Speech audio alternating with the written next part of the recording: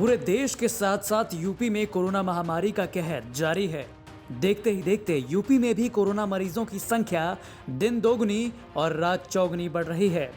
आलम यह है कि अब यूपी में एक दिन में सबसे ज्यादा 2250 नए केस मिले हैं। हालांकि सरकार का दावा है कि यूपी कोरोना महामारी से निपटने के लिए पूरी तरह तैयार है, लेकिन आने वाले समय में पता चलेगा कि आखिर इन दावों में कितनी सच्चाई है। अगर आंकड़ों की माने तो यूपी में कोविड-19 के कुल मरीजों की संख्या लगभग 50,000 के करीब पहुंच गई है। वहीं इस बीमारी की वजह से अब तक 1146 लोगों की मौत हो चुकी है। रविवार को उत्तर प्रदेश के प्रमुख स्वास्थ्य सचिव अमित मोहन प्रसाद ने बताया कि बीते 24 घंटे में कोरोना वायरस संक्रमण के 2250 नए मामले सामने आए हैं। इसके साथ ही संक्रमितों की कुल संख्या 49,247 हो गई है।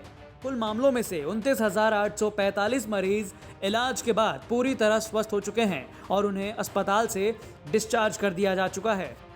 24 घंटों में संक्रमण के 2,250 नए मामले सामने आए हैं।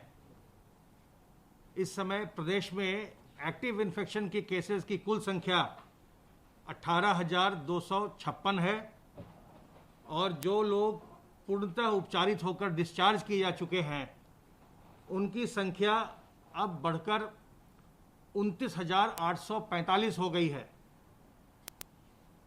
वायरस से संक्रमण के पश्चात कुल 1,146 लोगों की मृत्यु हुई है। कल प्रदेश में 44,123 सैंपल्स की जांच की गई।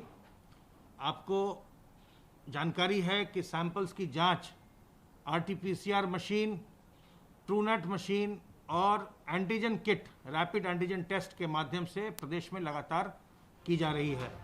हालांकि कोविड क्राइसिस को देखते हुए सरकार ने एक अहम फैसला भी लिया है। उत्तर प्रदेश में अब कोरोना के एसिम्प्टोमेटिक मरीजों के लिए, खासकर जो मरीज अच्छी सुविधाओं के लिए पैसे देने को तैयार हैं, उनके लिए सरकार होटल की व्यवस्था करेगी ताकि उन्हें क्वारंटाइन किया जा सके।